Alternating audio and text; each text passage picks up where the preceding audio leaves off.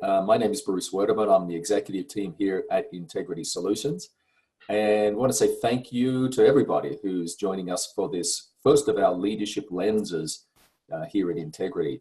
We're thrilled to have a couple of people who are with us, a couple of senior leaders who have navigated change in their organization. And one of the things about this issue of change is that your clients are changing, your business environment is changing, your organization in response to that is also changing.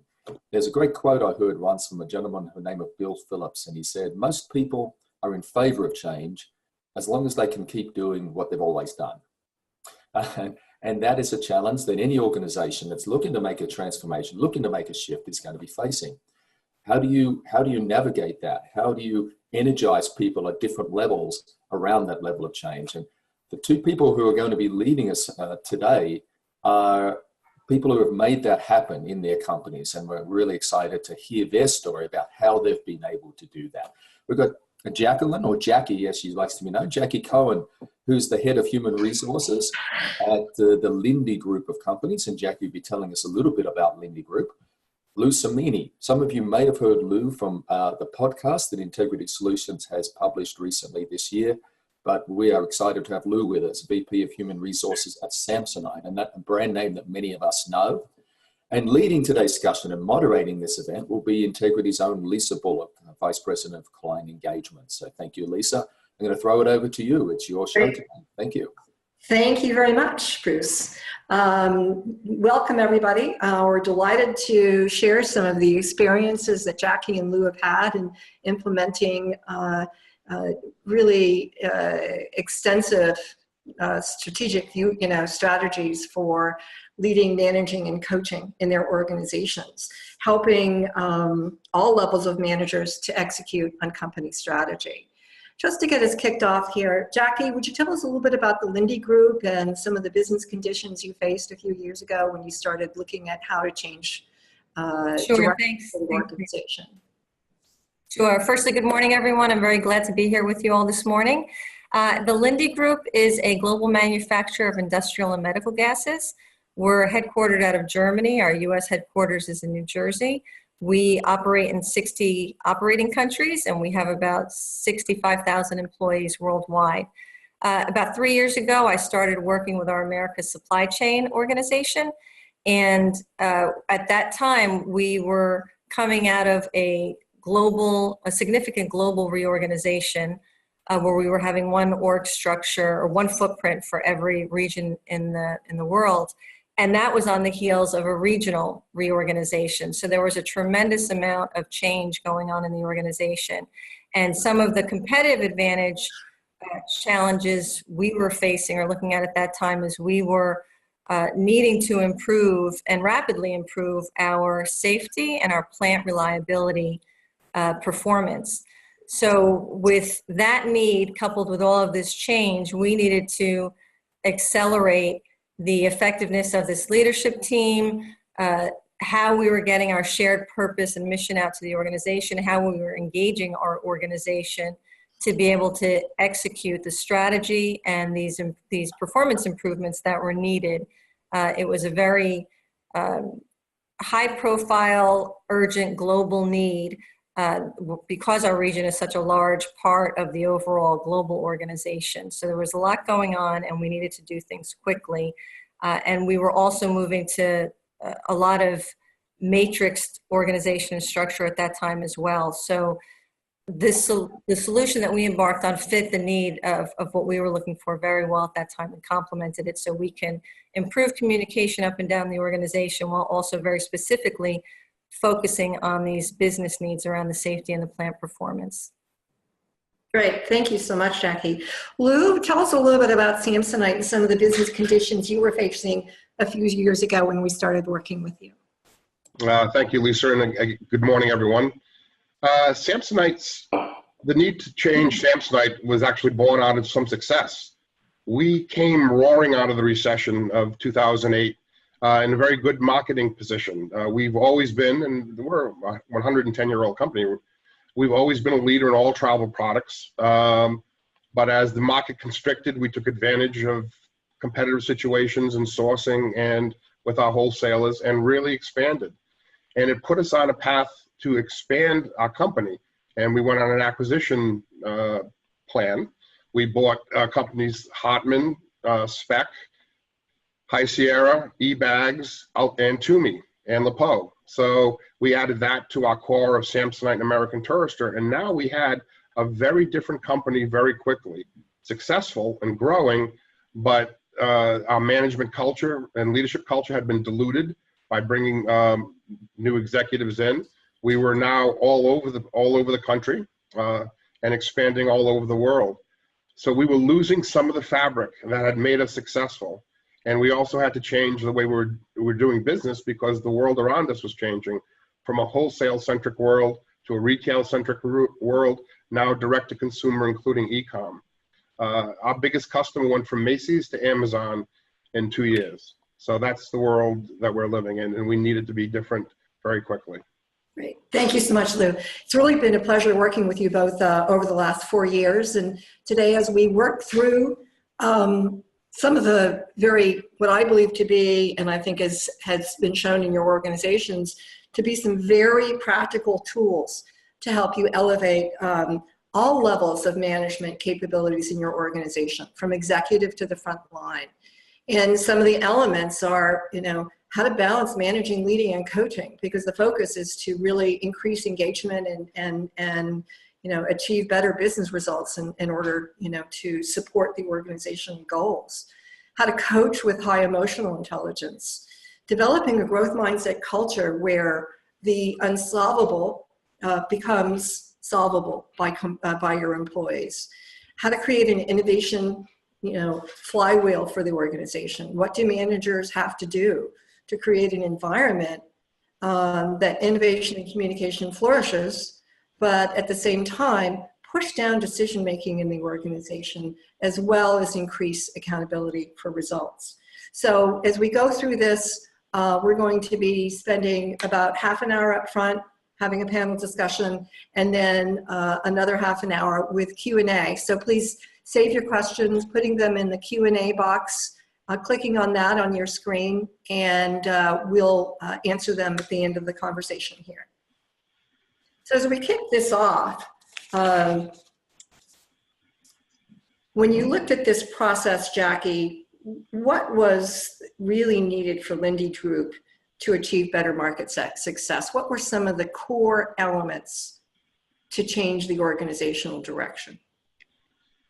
Yeah, so for us, if I think about, again, how we were going through this reorganization, we also were combining our transportation and our production groups that had previously been separated. And industrial gas is a highly distributed workforce kind of model. So for our business, we have over 200 plants in the US as an example, and many of them are remotely operated or just have small skeleton crews that operate them.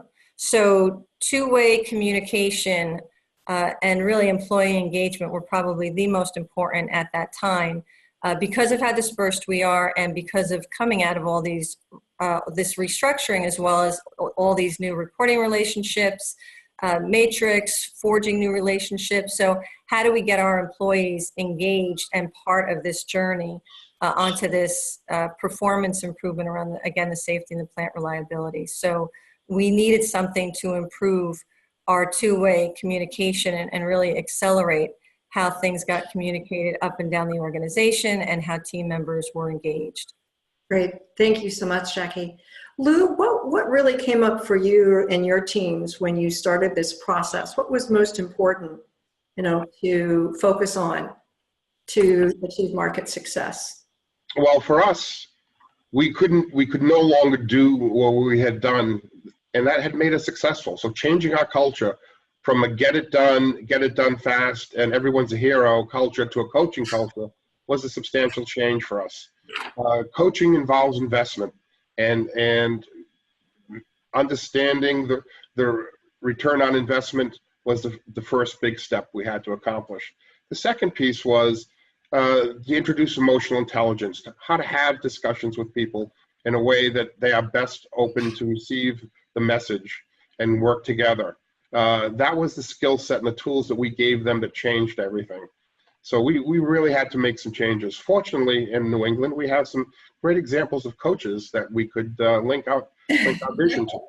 A little snotty, I'm afraid. And who would that be?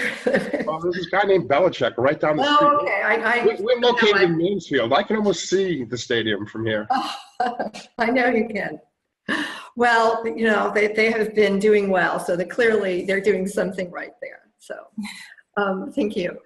So as we look at this process of what really helps your teams to step outside of their old habits, the things that used to work for them but don't work anymore, because frankly, you're going to have set up different expectations on their roles.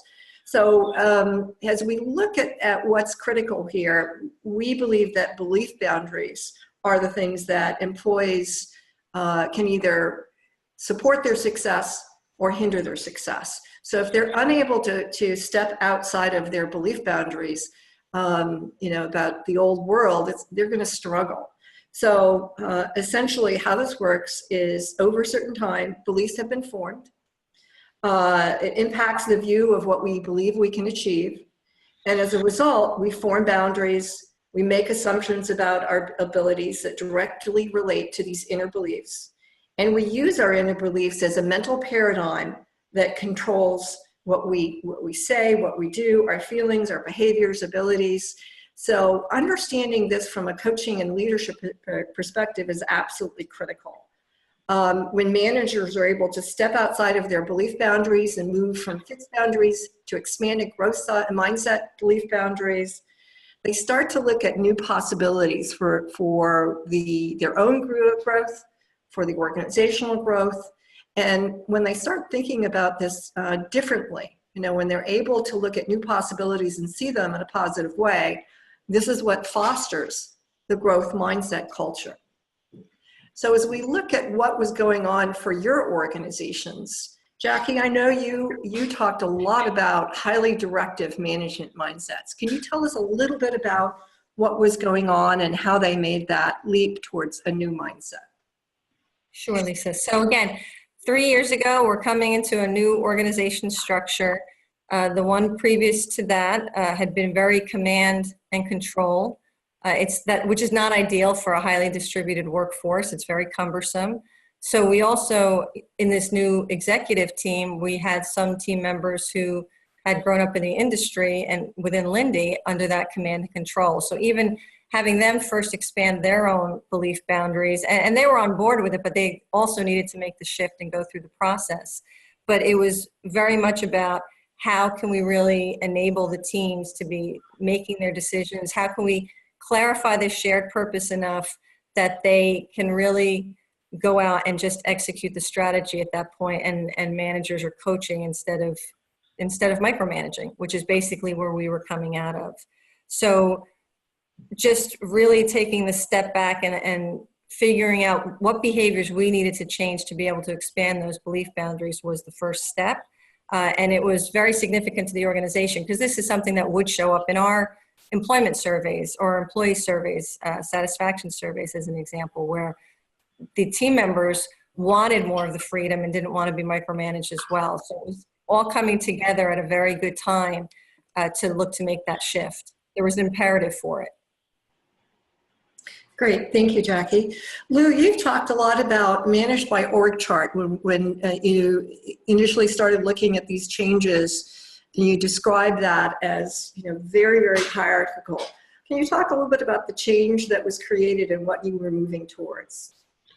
Well, I use the term managed by org chart as the way that people interpreted problems. If unlike Jackie, all of my people are pretty much under one roof, at least in American Tourister and Samsonite.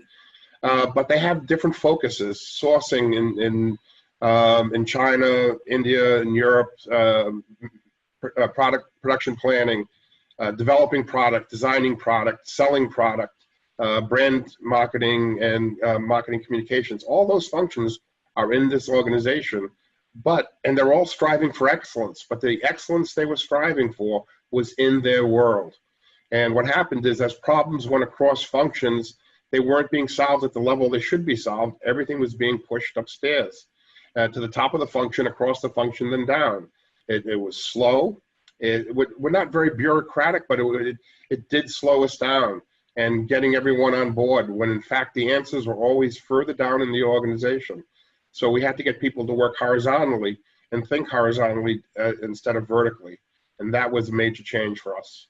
And in the marketplace that we're in, we have to be faster. And this has really facilitated that. Great. Thank you so much, Lou.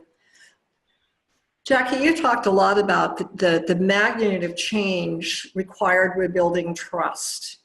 Can you talk a little bit about what the employees were experiencing and how you move them to a different mindset? Yes. So again, changing reporting relationships, employees not knowing their new managers, really even the blending of, again, our transportation, our production organizations. So someone on the production side, a very highly technical area, might be reporting to someone on the transportation side that may have been perceived as less technical. So in many cases, we weren't even rebuilding, we were establishing and building trust.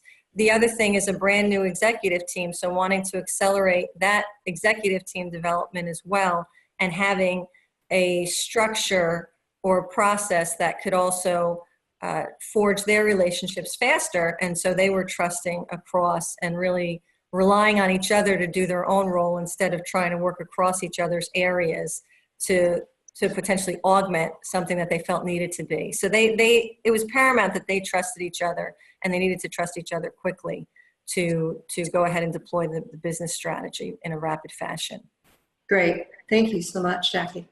So Lou, the boss is the hero. Sounds wonderful. But what's really going on here in the organization, and what was the mindset shift and the changes that needed to occur? And this really was one of the biggest shifts that needed to occur. The boss is a hero. The boss solves all the problems. The boss is the person, the individual who makes everything happen. And changing that was difficult. Number one, for some of these bosses, that's how they got to be bosses. And when you'd ask them, why are you solving all your people's problems? You are actually encouraging them to delegate their problems up to you. And the response was common in all functions. It's faster. It's easier. It makes my life easier if I solve their problems. But what we explained to them and what they learned through this program as they evolved was they are actually not solving problems because the problems aren't getting solved at its root cause. The right people are not solving the problems. If you invest in being a facilitator and a coach, the return on investment is apparent and it's very quick. But this was a difficult shift for people to have. And it was frankly the fulcrum that changed everything. Great, thank you. So all these pieces, the old fixed belief boundaries, the expanded growth mindset belief boundaries, this is a journey that people take, they're learning new perspectives, new roles, new expectations. So that really begs the question, what's going on here, that really needed to change, right? What was happening that leaders learned how to change their efforts, change their direction in order to support the business? Well, Lisa, when I put this Venn diagram up in the workshop, I actually elicited laughter in the audience. They said, this is unrealistic. In fact, for most of them, instead of being 3 rings, there were only 2, leader and a manager, and the manager ring was substantially bigger. Again, the concept they had to internalize is you bring in the piece of coach. You understand the role of a coach to grow, develop your people. Your role as a manager actually diminishes. Your role of a leader actually increases. So this, of course, is the perfect world, this Venn diagram, but now they understand the 3 rings, if you will, of what we expect of a leader, and they really have grasped onto this. It's been very positive. Great, thank you so much. Jackie, what was the journey like for your leaders? And I know that you again, working with multiple different levels, what was the experience and how did these roles change and shift? Yeah, so I agree with Lou. We experienced very much the same at Linde, and it was a bit of a paradox in that, so definitely they recognized they were spending a good amount of time in the manager space. They probably recognized less so on the coaching side, because the paradox is they thought they were coaching, but at the same time they recognized they weren't as comfortable or as skilled as they would want to be on the coaching side. And that we found that up and down the organization, at the most senior level to our entry-level managers and middle managers as well. So it was a interesting dynamic in that, yeah, I'm coaching my people, but I'm really not comfortable or don't feel like I'm skilled enough to coach them. So that was a really interesting finding for us. Great, thank you. So as we look at this process, it sort of, you know, the change in role, people's view of their role actually had to change. And that self-awareness, that mindfulness of that, you know, in order to achieve greater business success, things had to work differently. So as we focus on high-performing organizations, there's 5 really dimensions of success that they are equipped to handle. So the first one is my view of my role and as a manager and coach in line with the organization's expectations. How confident am I, right? That do I actually have an inner belief that I will be successful, or what are my doubts about future success of me and the organization and my ability to change with the organizational needs? Am I walking the walk and talking the talk of the organizational values? Do I model and support them as I lead, manage, and coach? Or, you know, are they only useful during certain situations that I bring them out as important? I need to model them as a leader. So what are my beliefs? Are my personal beliefs in line with the company direction and strategy? Do I build alignment, or do I have trouble, you know, really feeling like, gosh, this is not possible, or this is not the right direction? What is my commitment to activities? Am I committed to the activities? Am I committed to my team's personal and professional growth?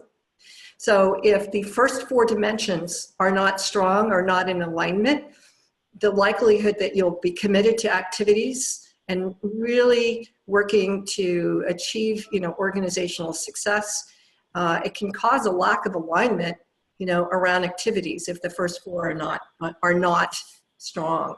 So Jackie, you know, talk to us a little bit about organizationally why this was important and how this impacts the employees that report to the managers that model and manage these dimensions well.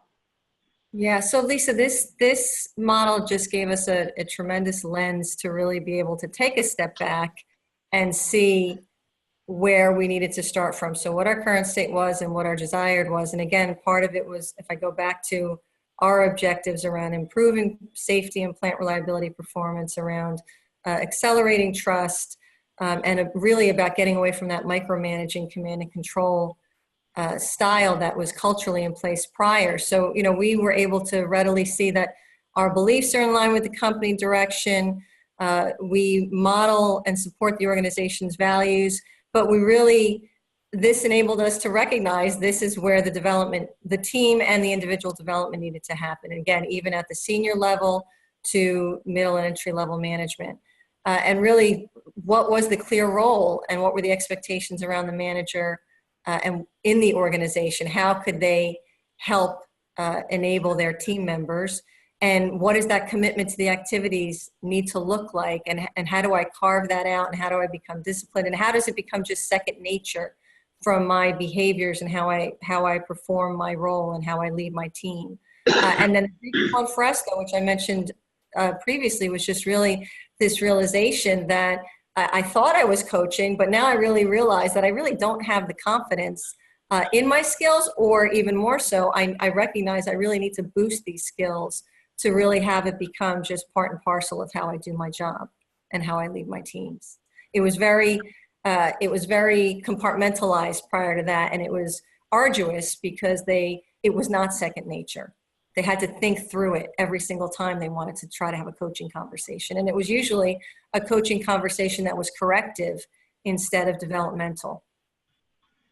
Great, thank you, Jackie. Lou, what was happening in your management team? How did they view this process, and what was changing in the organization because of either an alignment or a lack of alignment with these dimensions?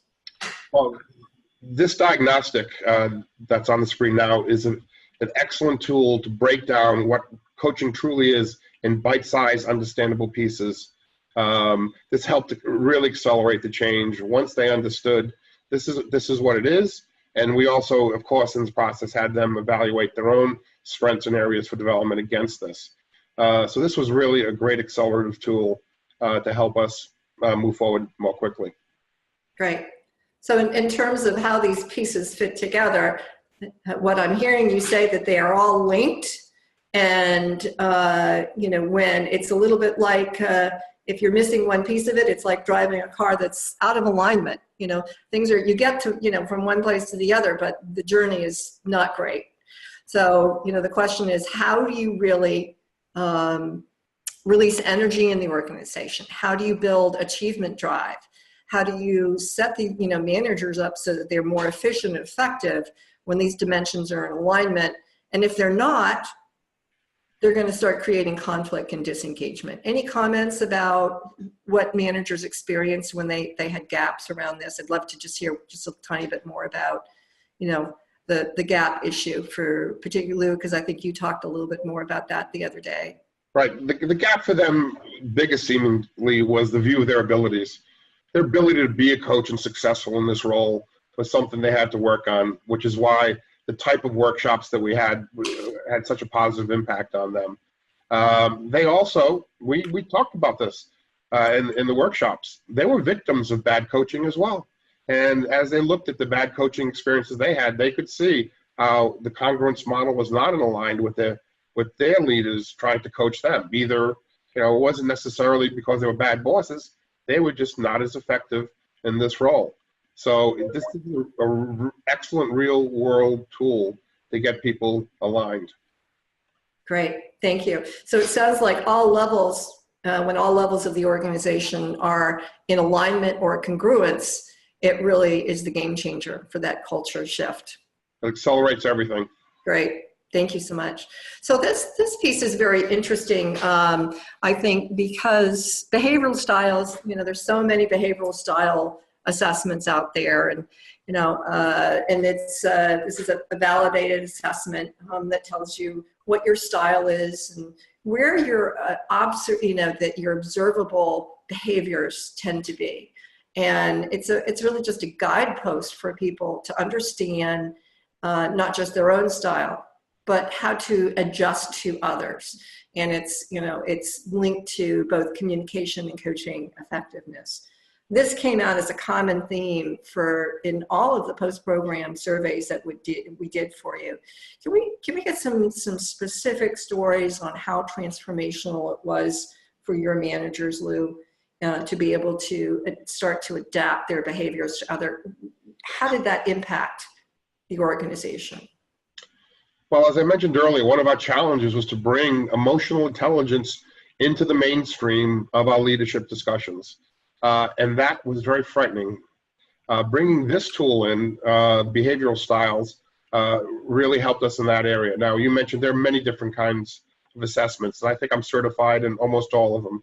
But this is one of the most effective, if not the most effective, that I've worked with. And our leaders really grasped onto this as a way to have more positive and easier. And that was the key word. I can have an easier discussion, even about the most difficult topics, if I understand how to adjust my behavioral style to the individual I'm coaching and understanding their behavioral style. So this was very powerful for them. So powerful, in fact, that as our phase 2 of this training, they wanted us to be training their employees, their senior professionals, in this very same piece. So we developed from coaching to a communication and influence program, and this is the foundation of that we're putting our senior professionals through. Great, thank you, Lou. Jackie, at Linde Group, you've talked a lot about behavioral styles and emotional intelligence. Can you give us some examples of what different layers in the organization experienced as well? Sure, sure. And this manifests in daily interactions, which is really the most powerful thing of it.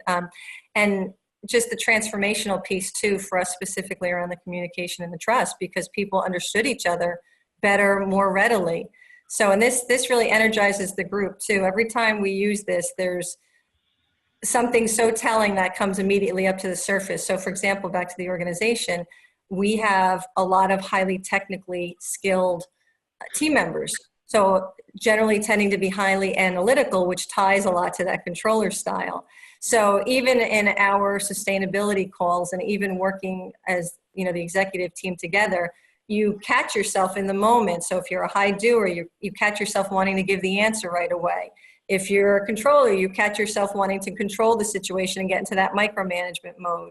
So it's just a really just telling and informative piece of information that each leader now has about themselves and can much more readily gauge even about their team members to really produce that understanding of their team members and the best way to interact with them, coach them, communicate with them, and manage them. So it's the most effective two-way communication possible, particularly given all of our fast pace in so many, if not all of our organizations, where the communication has to be effective, where you've just lost a lot of precious time.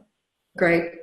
So people shifted away from some of the assumptions they had of people with possibly different behavioral styles, and they really use this to be more effective and efficient in how they communicated and collaborated, not just coached. Every day. Every day. Good. I love to hear that. So as we look at it, sort of the step back from the bigger picture of accelerating performance improvement, it's really generally acknowledged that the one and done training, the one event training, the one that you go for a day or a half a day or 2 days or a week, but then after that you go back to the real world and start putting out fires, that you lose a good bit of what you've learned. And this is the problem that many organizations talk about with us. So in order to accelerate performance, we look at this process in terms of the initial workshop, which is really a big part of that is self-discovery. So if we can shift their mindsets early on and get them engaged emotionally in learning, and also provide them very practical tools, they're equipped to start their journey. But it doesn't end there. We focus people's efforts. Some people call this action learning. Some people call it continuous learning.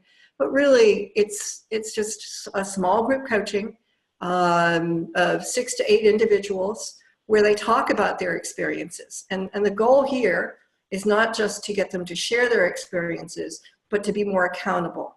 This creates behavior change because over 8 weeks, they're going to come in hourly and talk about their challenges and how they overcame them, the success they're creating, the value you're creating, and it really helps build that organizational trust with your colleagues, particularly ones you may not know well as well. So the sustainability piece is that whole shared purpose, the common language, and the ability to create more value, and because it's structured in a way that the coaches are being coached, this process continues. So I'd like to throw it out to you, Jackie. I'd love to hear some stories and experiences about what your team, how they saw this and what they experienced and how they ended up at the end of the process. Yeah, okay, sure, Lisa. So we made all these decisions together as an executive team. We collectively committed to say this is how we wanted to do it, and how we structured it was we had our senior vice president go through his own executive coaching first on this model. And so he was modeling the culture changes and the behavior changes and leadership changes that we wanted to see. And in parallel with that, we took his executive team through it at the same time, a couple weeks delayed, but pretty much in parallel. And in this way, and we were very open about it with the organization as well. So we wanted the organization to understand this is what we were going through as an executive team. And so that in and of itself created a bit of a buzz. But the value in the trust increase was just really tremendous, because here you had this group of executives being vulnerable together, sharing their experiences with their team members, being very open about the process, and it just made it that much easier to pick up momentum and get others interested and want to join the journey. So the sustainability and the 8 weeks that we committed to really made all the difference in the world to shift the mindset and shift the behaviors. And it was instrumental also, and then how we later embedded our approach into even frontline manager training as an example. But it was really just a fabulous experience working with that team on that. Great. Thank you so much, Jackie. Lou, what was it like at Samsonite when you implemented? Because I know that we also did some train the trainer for you too as well. So I'd love to hear about that experience and the experiences of that your managers and employees had with this process. Well, I think it's quite interesting that, we believed we really made this a Samsonite world, a Samsonite situation, and part of our bone marrow, hopefully. That was our goal, but it sounds our experience was just like Jackie's. The follow-up sessions really became where the participants owned these. They certainly, each week they went out and experimented with the new skills. They shared their results. They shared what was successful and not successful. They spoke 80% of the time on the follow-up sessions. The facilitator did very little of the work, unlike the initial workshop where it was adult learning technique where we all shared, but it was still driven. So it's an interesting thing that they really did take over. This is how the momentum shifted. This is how things accelerated. The follow-ups were very, very positive. And again, our investment of bringing people back together, and we could do it where everyone sat down in a room together. Sometimes they called in, but generally they sat down in a room together. So our language has changed on this. The concept of shared purpose is something we talk about across functions all the time. Great, thank you, Lou. So as we step back again here, from this process, we'd like to open up the conversation now. Bruce is has been gathering some of the questions, and at this point, we'd like to open up to Jackie and Lou responding to the questions that come in. Yeah, thanks, Lisa. Yeah, we've had some questions coming in, and if you're listening to this and you've got some questions, please enter those in the Q&A box at the bottom of your screen. You'll see that. So we'll get around to that. We've got some time for questions. One of the ones that has come in for Lou and Jackie is around the issue of time. And one of the things we hear frequently is that my managers would like to coach, but they report that they just don't have time because they're too busy putting out fires. It's crazy. They're buried at the moment with their workload. I'm sure that you probably heard some things like that when you were initially launching this initiative in your organizations. How did you deal with that challenge? Well, in the early part of the workshop, in our call to action segment, we asked them what they wanted more of from their employees, from their team members. And believe me, that list was exhaustive. They wanted many things to be changed, many things to be different, which is all well and good. They're all smart enough to understand they could not do the same things over and over again and hope for a different outcome. So that's when we began the concept of return on investment. You coach, may take a little bit more time. You do not solve their problems every time they bring one to you. It may take a little bit more time. You discuss shared purposes and what the goals and capabilities are of the employee. May take a little bit more time, but the return on investment is almost immediate. And they got the concept. The more they practice it, the more it proved to be true. Yeah, and I think for us too, and I agree with everything Luce just said, I think the additional piece for us was a little bit of that diagnostic up front. So if I even go back to the sustainability sessions, I thought for sure at least half of our executives were going to go missing, even when we first just started, at least each call. And I was shocked and pleased that they made the better majority, if not all of the calls in all of the executive team members. So that was the first really strong signal that we started thinking, okay, this was really going to work. Secondly, though, when I go back to the diagnostic, for us, when we did start going into the middle management level where they're really feeling the firefighting, it was because of that skill confidence in many, many cases. And once they built that confidence and that skill set, it was not an arduous part of their job anymore. And it didn't take an hour to plan. It just really required some intention of what they wanted to convey and what was the best way to convey it, and then calling upon the different tools that then they just learned. But their procrastination was really around their skill set, which then they interpreted that to be, oh, this is just going to take me too long and I can't get to it. Okay, thank you. Another question came in from Linde, was around how did you bring this into your organization? And I think Jackie and Lou, you talked about that, starting with the executive level at the beginning, and which stakeholders. But you pretty much did it as a top-down initiative. And so a question that may come up from someone who is in, say, middle tier at HR or learning and development is, I would like to do that in my organization, but how do I get the attention of the executives around how important this coaching initiative should be? Any advice for someone who asks that question?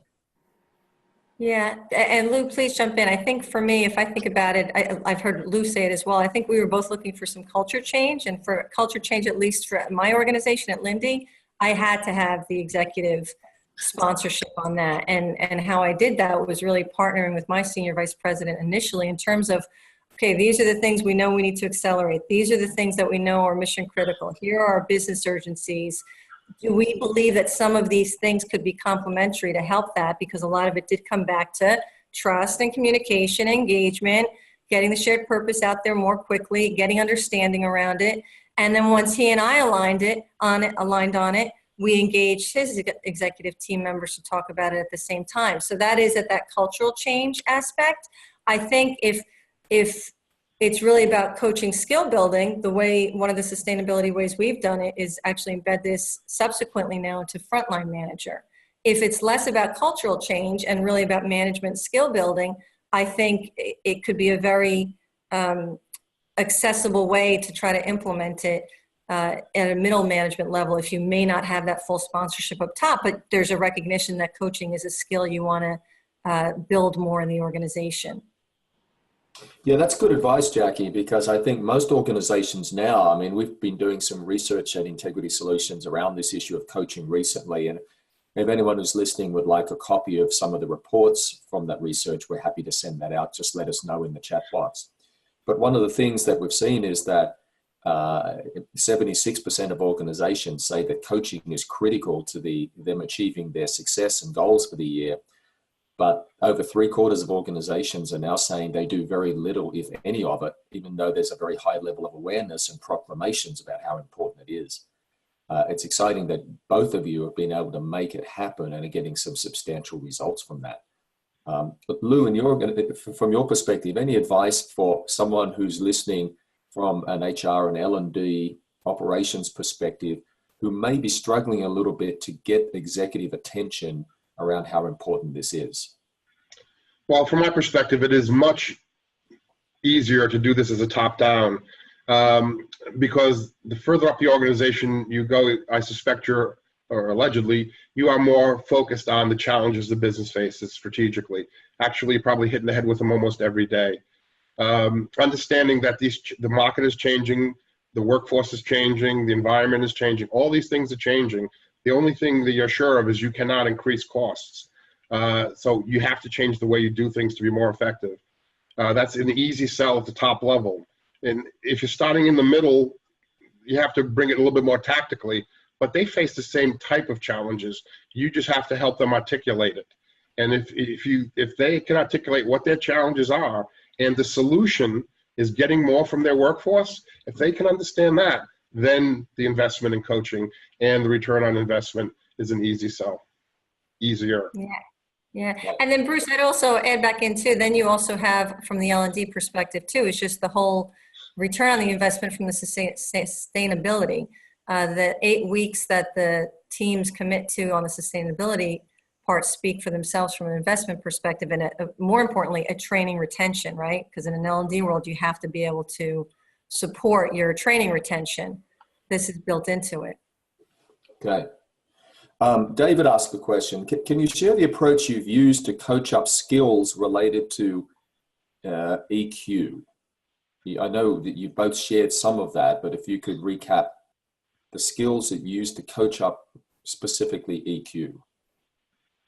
One of the excellent pieces of what they brought with their behavioral styles in this program is there tremendous aids and guides based on how you perceive yourself, how you actually are, and then how you can work with others of the same style or different styles. So we, in the exercises that we go through in sustainability, we ask people to identify the style of some different people, identify the different styles of people, and make sure that you're coaching in a way that supports that style. So it's generally a fairly low risk way to increase your skills, get comfortable with it.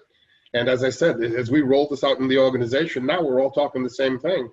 A doer talking to a supporter. Hey, let's talk about making sure that we're not running over each other and that kind of situation.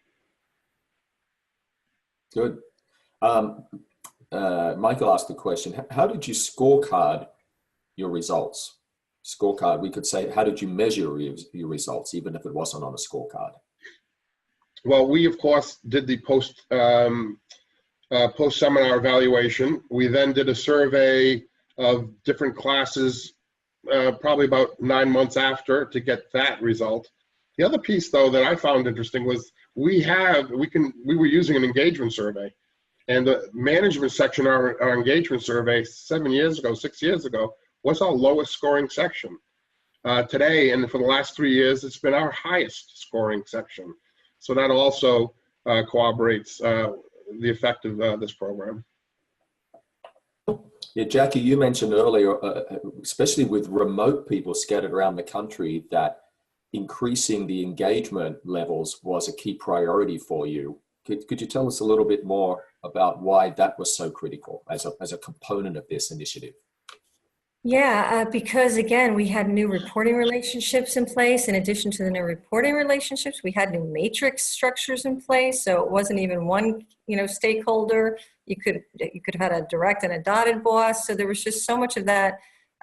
It could have taken months, and this provided a structured process to accelerate even that trust building, because of now skills to also have most effective communications, particularly on a remote basis, right? Oftentimes a manager was not co-located with their team member, whether it was a technician, an engineer, etc. So understanding somebody's behavior styles was even that much more important.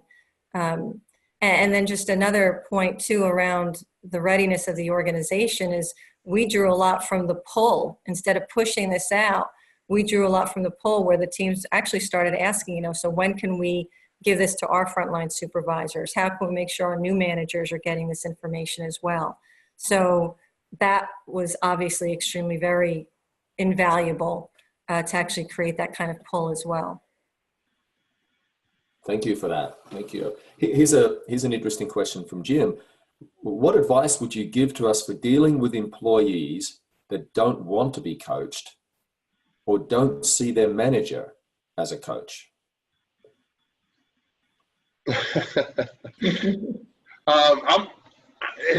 That's like saying who doesn't like ice cream.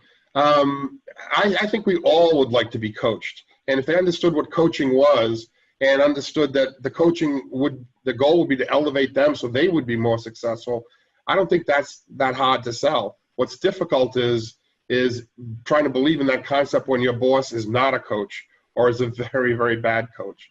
And one of the tools that we use is that behavioral piece, where you can approach people differently and understand how to make progress in the relationship by working with the behavioral piece. But if a person is not willing to be a coach and the company is willing to tolerate that, there isn't that much you can do. This doesn't fix all problems. Mm-hmm. Yeah, we also, and again, because this was now it's in the whole organization, but initially it was just really focused on the supply chain group. So we actually even took a little bit of a step back and took a view of where we knew some of our managers were, some of their styles, who we might think might be more effective, who we think might need a little bit more support. And then through that, we could also call out, not precisely, but at least call out some of the team members. And really, as this was being communicated and deployed and introduced, we also complemented with a lot of communication about being openness to communication, to coaching. And we also, when there were maybe those areas that there was some resistance, we made sure that it was being started with positive coaching, because a lot of our challenge was culturally is we were doing a lot of what I call exception management. So you weren't getting any feedback unless something was going wrong. So we had to make that shift first to make employees comfortable with the whole concept. And then really making sure that the coaching was first perceived as a gift, as a positive feedback, and that it was going to help develop skills. But it had to be deliberate, and we mapped it out a little bit to try to complement that. Okay, great, thank you. We've got probably time for one or two more quick questions. So if you've got any others, you go to the Q&A box at the bottom of the screen and enter that in there. It sounds like you both have done a lot of things right and put a lot of thought into the strategy of how you've deployed this. But nothing's ever perfect. If you were to do all this over again, is there anything that you would do perhaps a little differently? Well, this actually goes back to the last question a little bit. Only now are we beginning to evaluate our organization when we do our organizational reviews and our 9 box and so forth, and valuing the best coaches. When we first started this, the good coaches were the exception, the great coaches even rarer. Now it's much more common, and now when we look at our organization, those individuals who are not valuing this or not demonstrating the values that we suggest are more evident. And when we evaluate who our next leaders are and who's ready for promotion, that's a consideration. Life would have been easier if I had introduced that 4 years ago. Yeah, and I think for us too, if I were able to go more cross-functionally at the time, because this was something that was a bit supply chain focused initially, so it maybe took us a little bit longer to get it more broadly across. But at the same time, though, I think at least at my organization, if you wait for conditions to be perfectly aligned, nothing will ever get done. Right. So you have to keep a couple parallel worlds running sometimes. You have to just take some chances, and where you get momentum, you take advantage of that momentum. So, I mean, that is one thing, but at the same time, it might have hurt us to try to get things so neat and clean and orderly to get started on it. You know, that's interesting you say that, Jackie, because, you know, when is the perfect time to launch a change initiative or a training or assessments? When is that perfect time? Well, that doesn't exist. There is never a perfect time. It's a matter of, like you said, just jumping in and getting it done. Let's do it now. If this is a priority, let's put it at the top of our list. We've got a couple more questions that we will get to. We will respond. Lisa and I will respond to those questions. But for the sake of time, we want to say thank you to everybody for contributing to this. I want to hand it back to you, Lisa, to wrap things up today. Great. So as we're wrapping up here, Jackie and Lou, is there anything else you'd like that we haven't focused on or talked about that you thought was important to your organizational success? Any wrapping up comments at this point would be great. Yeah, so I can say that for me, the interesting thing is I wasn't looking for a training tool per se. I was really looking for an organizational effectiveness solution that we could then work on and address our strategic goals and needs that we had at the time. So the coaching skills, it all came together very nicely around that, but I wasn't looking for a training solution at the time. I was really looking for something that could address strategic organizational needs. And our coaching just accelerated things tremendously, and it worked out well, and it fit that need for that. Great, thank you. Lou, any thoughts? Again, a very similar situation. This was designed to bring the organization together and help us execute better against outside challenges, but it has changed the culture. It has changed the way we speak to each other and interact with each other. We see senior professionals now running projects and running groups that they never would have thought of before. That was always in the purview of the executive class. Now the organization is about the same size, but in retrospect, we're much leaner relative to our challenges. Great, thank you, Lou. So as we wrap up here, this is my favorite quote, and I think it really focuses really on the issues around creating that growth mindset culture where people are more resilient. The only way we grow as leaders is by stretching the limits of who we are, doing new things that make us uncomfortable, but teach us through direct experience who we want to become. Growth doesn't require a radical personality makeover. It's small changes in the way we carry ourselves, the way we communicate, and in the way we interact that often make a world of difference in how effectively we lead. So we really wanted to thank everybody for their questions and their participation. Special thanks to Jackie, Lou, and Bruce for being part of this process and supporting the Leadership Lens program. And Bruce, I'm going to hand it over to you to tell us, share a little bit about what we do in our organization as a wrap up here.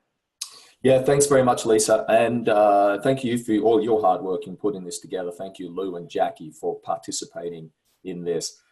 Just to quickly wrap up, Integrity Solutions was really the vehicle that Samsonite and the Linde Group chose to help them make this transformation from their current, what was their current situation to the vision that they and the leadership had for the organization.